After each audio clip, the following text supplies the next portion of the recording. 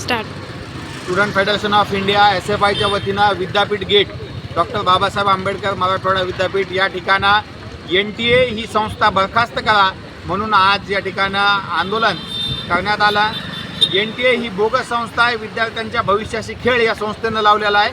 मागच्या अनेक परीक्षा नीटचा पेपर असेल किंवा आता नेटचा पेपर जो आहे त्यामध्ये सोशिओलॉजी, इंग्लिश आणि कॉमर्स या विषयाचे पेपर जे आहे त्यामध्ये घोळ झालेला आहे असं NTAने मान्य केलं आहे आणि या पेपरचा त्यांनी रिशेड्यूल हे पेपर केलेले आहेत आणि पुढच्या 3 आठवड्यामध्ये लगेच हे परीक्षा ज्या आहेत त्या घेण्याचं त्यांनी ठरवलेलं आहे.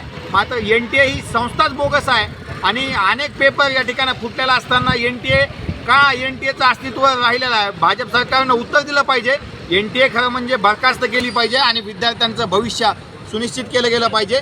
NEP सारखी खाजगीकरण बाजारीकरणाची पॉलिसी रद्द केली पाहिजे अशा मागण्या student federation of India SFI या ठिकाणी करत आहे आणि या मागण्याला घेऊन आज इथे आंदोलन करण्यात आलं.